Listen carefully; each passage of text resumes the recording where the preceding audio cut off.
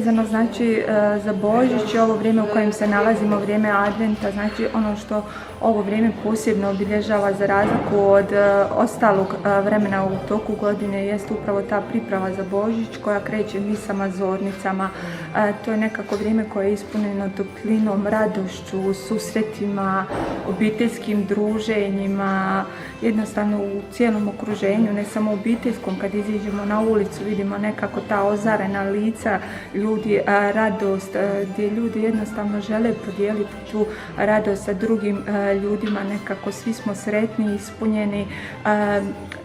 Postoji ta neka nada da ta radost, toplina, ljubav da će nama pratiti kroz narednu godinu i nekako to ozračje koje osjetimo evo u te 4 nedelje priprave nastojimo znači da prenesemo kroz cijelu godinu narednu koja nadolazi. Doživljaj Božića je u biti taj nekakva stvar da mi kažemo i da negdje živimo to, da je apsolutno smisleno biti čovjek ako je Bog htio biti čovjek. To sigurno ima neki duboki svoj tajanstveni smisao i da to nije tek postojanje od danas do sutra, nego je postojanje iz neke vječne zamisli i vraćanje u taj vječni zagrljaj.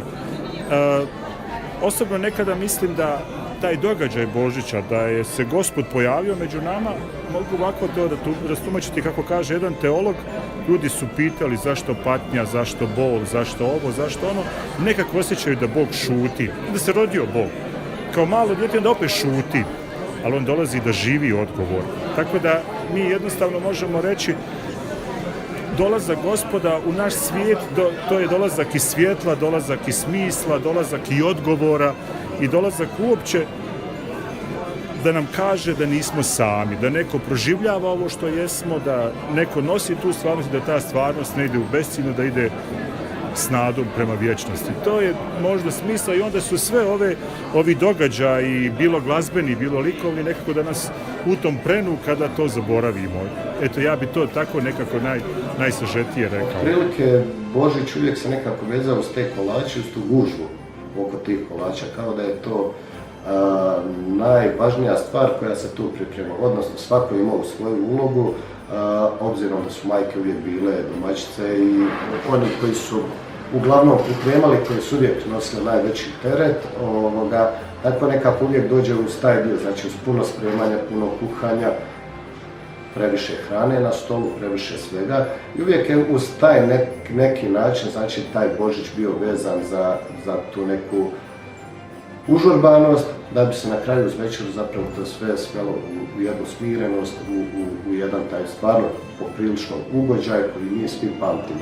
Sad kako čovjek stariji, nije nikad isto Božić sjećati se kad je čovjek bio mlad, kad je bio dijete od onih paketića, tada na neki način možemo reći da smo imali nekako i manje tih nekih luksuznih stvari pa se čekao taj paketić da se dobije, pa šta će biti u njemu, danas tog ima dosta više, ne znam kako sad djeca doživljavaju, ali evo sad smo zamijenili uloge, sad smo mi roditelji, pa na neki način drugačije zamišljamo, drugačije osjećamo nego kad smo bili djeca. Mislim da Božić najbolje doživi djeca i da je to njima sa posebnim osjećajem.